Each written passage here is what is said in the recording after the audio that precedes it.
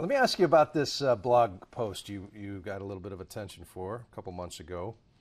Bust your ass and get rich, right, is your advice. Make a boatload of money, pay your taxes, lots of taxes.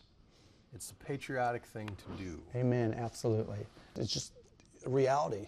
You know, you're afforded all these opportunities in this country, and there's a price to pay for it. Mm-hmm. Do I want to pay more in taxes? No. But am I happy to pay taxes? Yes.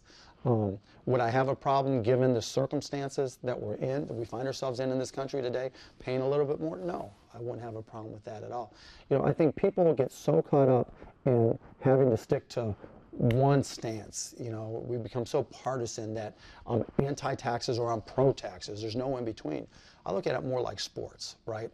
You might be a running team or you might be a passing team, but if it's 4th and 30, you're a passing team no matter what, right? You have to adjust to the circumstances. And I think in the current circumstances in this country, it's not a bad thing for people with, you know, at my level of wealth to pay more taxes. You know, I'll give you another example. When we sold broadcast.com, Todd and I, we got all these, Todd Wagner, my partner, we got all these pitches, right? Here's how you avoid your taxes. Here's how you not pay taxes. And I'm like, I can't do it, right? And Todd came to the same conclusion, that it's the right thing to do. You know, I've got a house in the Cayman Islands. I don't have a single bank account. I don't have a single, you know, investment account down there, even though I think probably some of the hedge funds I'm invested in, I'm only invested in a couple, might have locations down there. Me personally, nothing. I'm not trying to avoid any taxes down there, unlike certain, you know, Republican candidates are announcing. There's a price for success, and you know, there's a limit, I think, in what we should pay, but you got to pay, right? Someone's got to pay for the roads, someone's got to pay for the military, and there's people who give their lives to put me in this position, and I've got to respect that and honor that.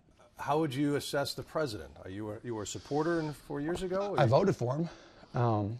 I like him more since I met him a couple of weeks ago, and he's a basketball. You know, got to talk basketball with him, but he's obviously done a lot of things wrong. I think he was dealt a bad hand when he took over, but I think at some level he was too smart for his own good. He brought in people who he thought was best of breed, but they were so big and so removed that I don't think he got advice that could help this country at all. When you bring in the head of the biggest corporations in the world, they're all public companies. It's all about earnings per share. It's all about squeezing out one last nickel.